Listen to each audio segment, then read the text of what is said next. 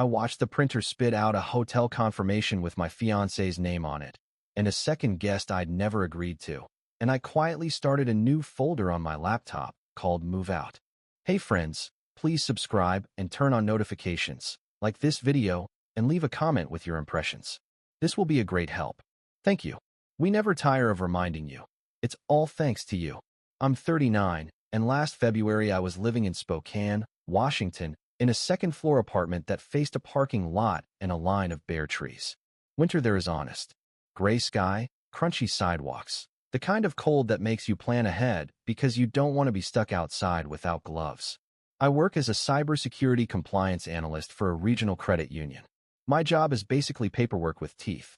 Policies, audits, access logs, making sure people don't accidentally do dumb things that become expensive problems later. I'm not a dramatic person. I like clean systems, clear boundaries, things that can be proven. My fiancée, Brooke, was 35 and worked as a pediatric physical therapist at a clinic.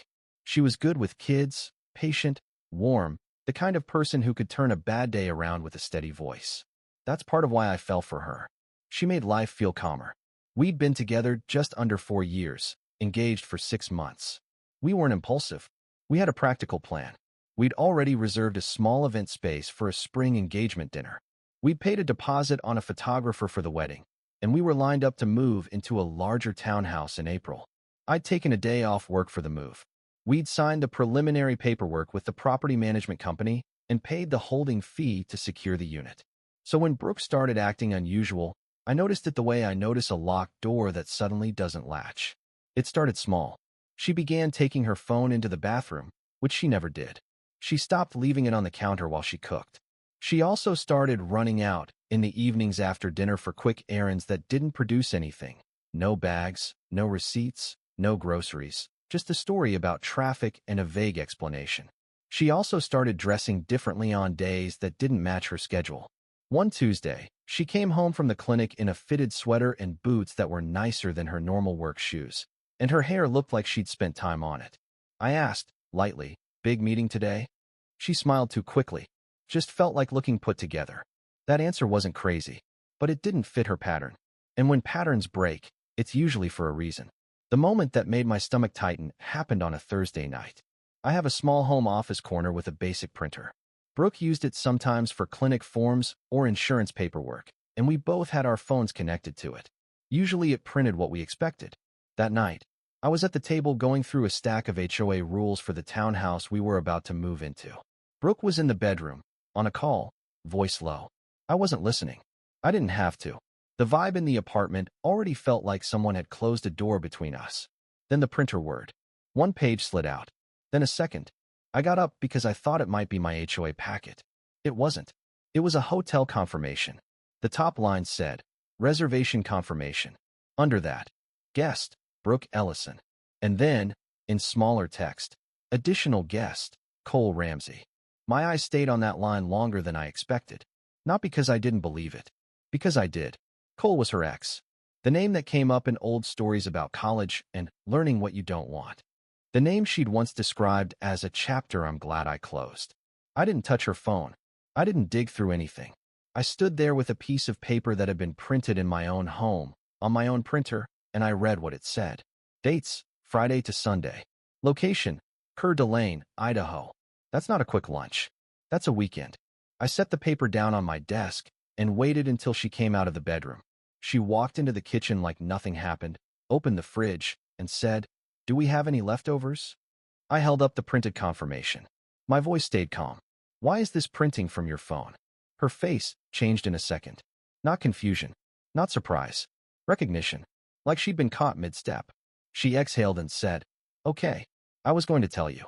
"Tell me what?" I asked. She took the paper from my hand, scanned it, and looked up. Cole reached out. He's dealing with something with his dad's estate. He asked if we could talk in person. It's complicated. I didn't raise my voice.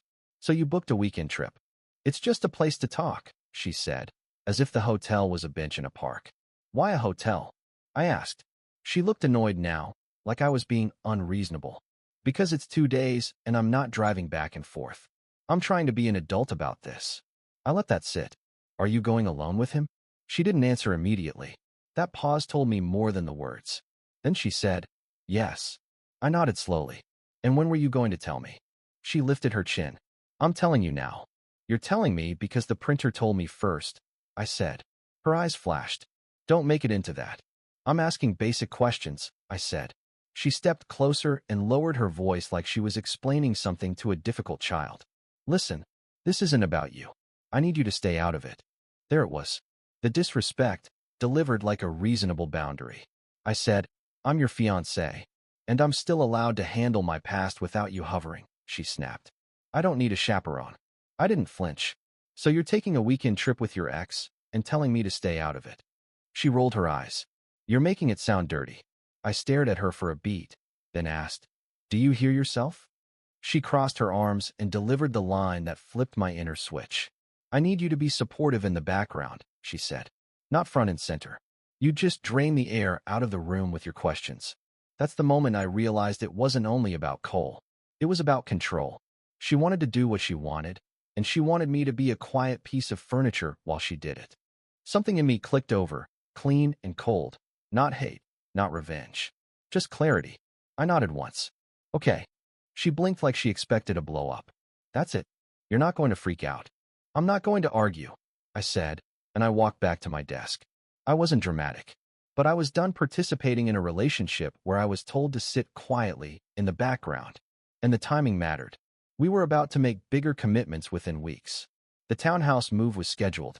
The event space for the engagement dinner was booked. Our wedding photographer deposit was in place.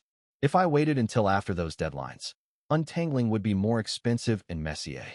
So that night, after Brooke went to bed, I opened my laptop and started doing what I do best, paperwork. First, I pulled up our townhouse reservation email. The subject line was still there, Townhouse Hold Confirmation, Cedar Ridge Property Management. The holding fee was $850.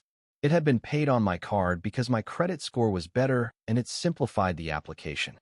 The contract attached had a cancellation section. It said the hold was refundable if canceled at least 30 days before move-in, minus a $150 processing fee.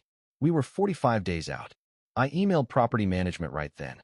Subject, cancel hold, Unit 14B. Message, hello, I need to cancel the hold for Unit 14B. Please confirm cancellation per agreement and advise refund amount and timeline. Thank you, Owen Mercer. Within an hour, an automated response came back. Then, the next morning at 9:06 a.m., a real reply. Hold canceled. Refund amount $700. Refund will be processed to original card within 5 to 7 business days. I saved the email as a PDF. Second, I opened the event space contract for our engagement dinner.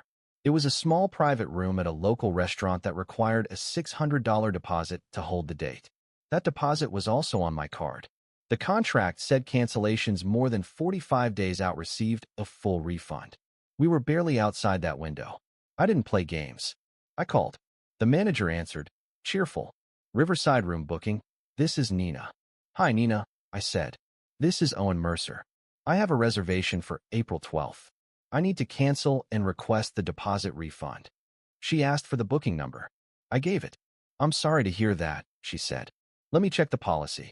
Yes, you're outside the penalty window. I can process that today. You'll receive an email confirmation. Refund should post in 3 to 5 business days. Please send the confirmation, I said. Of course. Receipts. Third, I pulled up the wedding photographer agreement. We'd paid a $900 retainer. The contract was in both our names, but the payment came from my card. The retainer was non-refundable, but there was a transfer clause. It could be applied to a different event date within 12 months if requested within 10 days of cancellation. That mattered. I emailed the photographer. Subject, request to cancel/transfer retainer, contract number 219. Message, hi, I need to cancel our wedding date hold. Per contract, I'd like to apply the retainer as a transfer to a future family session instead of forfeiting it entirely. Please confirm next steps. Owen, it wasn't revenge. It was me salvaging what I could, legally, by the contract. She replied later. I can transfer $600 of the retainer to a future session. $300 remains as administrative/design time per policy. Please confirm. I confirmed.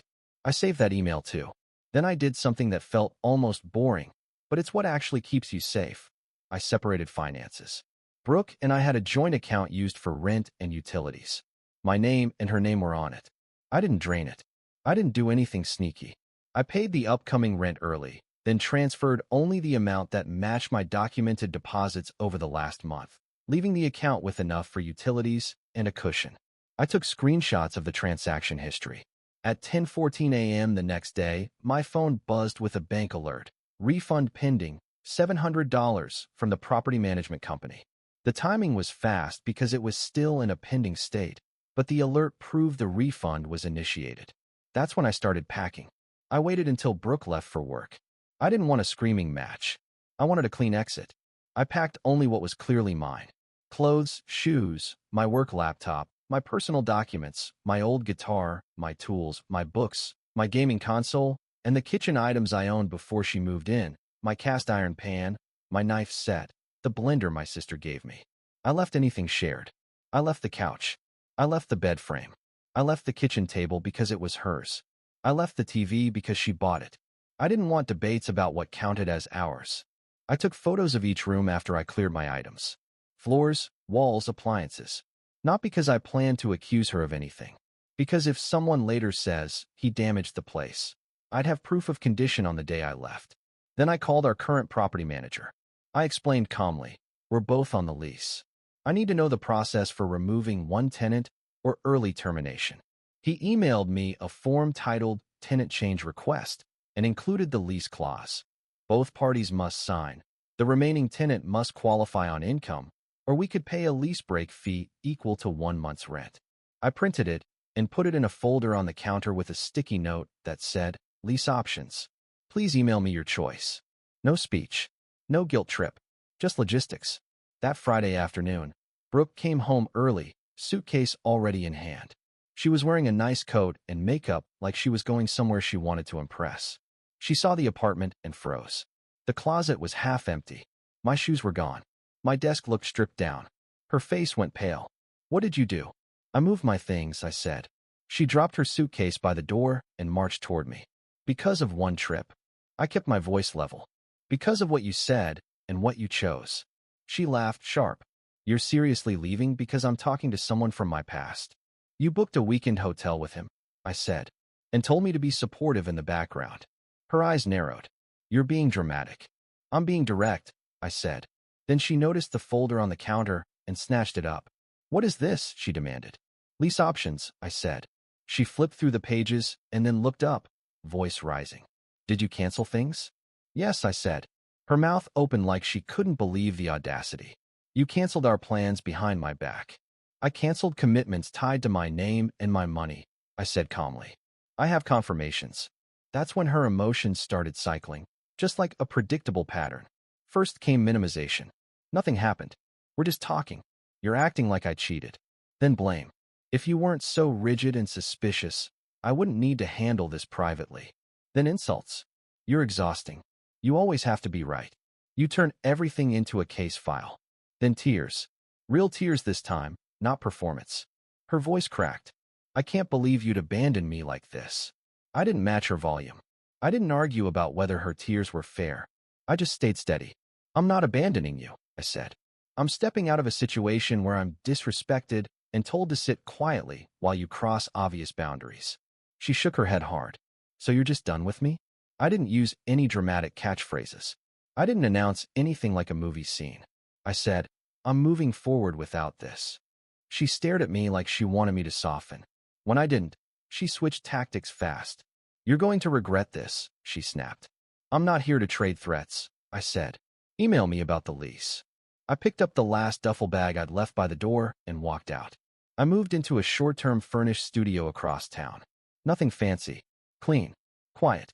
It felt strange at first, like living in a hotel room, but the peace was immediate. Then came the aftermath attempts. The first was an unknown number calling me Saturday morning at 7:18 a.m. I let it go to voicemail. It was Brooke, voice tight. Please call me back. We need to talk. This is getting out of hand. I saved it. The second was an email from her personal address with the subject line, You're misreading everything. In the email, she tried to rewrite the whole story. She said the hotel was cheaper than driving, that Cole was like family, that I was punishing her for being honest. I replied once, short and clean. Please keep communication to lease and shared bills. The third was her coworker, a woman named Paige, sending me a message on social media. Brooke is a mess. She says you left while she was trying to get closure. Can you please be the bigger person? I didn't respond. I blocked Paige. A few days later, Brooke's older sister called. She sounded tired. Owen, she said, I'm not here to yell. I just want to know what's happening because Brooke is spiraling. I said, I'm not discussing personal details. She needs to choose a lease option. That's what I need. Her sister exhaled.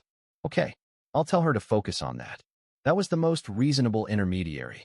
The quiet karma didn't come from me. It came from gravity. Brooke couldn't qualify for the apartment alone. Her clinic job paid well, but our rent was high, and the property manager's income requirement was strict. She asked me to stay on the lease just for a couple months so she could figure things out. I refused politely in writing. I will sign the tenant change form if you qualify, or I will sign early termination paperwork. I will not remain attached beyond that. Stalling cost her money. Late fees hit when she delayed signing anything because she thought I'd fold. I didn't. And Cole, the reason for the weekend, turned out to be exactly what the situation looked like on paper. I didn't stalk. I didn't investigate. I found out because she told me later, during one of her calmer emails when the panic finally replaced the pride. She wrote, he needed help. He said he was in trouble. I didn't think he'd ask me for money. So he did. Not a huge amount, but enough to sting. Enough that she couldn't pretend it was just closure. Enough that she had to face the obvious. She'd built a weekend around a man who was still taking from her. On top of that, word traveled. Spokane isn't tiny, and Brooke worked in a clinic with a lot of people who know a lot of people. Someone saw her in Coeur d'Alene with Cole at a hotel restaurant. Someone asked questions.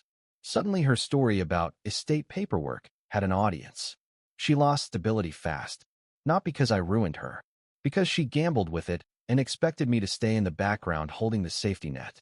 By late May, the lease was resolved. We terminated early and split the fee as required. I kept every email, every confirmation, every receipt. Not to punish her, because clarity matters when emotions try to rewrite history. A couple months after that, in August, I was doing fine. I'd moved into a small duplex. I kept my job. I went on long walks in the evening when the air was warm and the sun stayed out. Peace became normal again. One Saturday, I stopped by a public library book sale. It was the kind of quiet event where people browse tables of used hardcovers and donate a few dollars for a stack. Nothing dramatic. Just normal life. I was flipping through a paperback when I heard my name. Owen. I turned, and there she was. Brooke looked different. Not in a glamorous makeover way. In a humbled way. Her face was thinner. Her eyes looked tired. Her confidence wasn't loud anymore. Hi, she said softly. Hi, I said. She swallowed. You look good. I'm okay, I said. She nodded and looked down at the books like she needed something to hold on to. I messed up. I didn't argue. I didn't correct her. I just waited. She took a breath. Cole used me. He was never there for closure. He was there because he knew I'd feel guilty. And I liked feeling wanted. I liked feeling like I still had power. There was the honesty, finally. I kept my voice calm. I'm sorry you're hurting. Her eyes filled. Do you think there's any chance we can start over? I shook my head gently. No. She flinched, like she expected anger, and got a quiet wall instead. Why not? She whispered. Because I can't unhear what you said, I replied. I can't unfeel being told to sit in the background while you crossed a line. She nodded slowly, tears on her lower lashes. I really lost you. I didn't gloat. I didn't deliver a cruel line. I just said, take care of yourself, Brooke. She stood there for a moment, then stepped back like she finally understood the door wasn't opening. I picked up my books, paid at the little donation table, and walked out into the warm afternoon feeling lighter than I had in months. If you've ever had to choose peace over a relationship you thought was solid, share your thoughts in the comments and tell me what you would have done.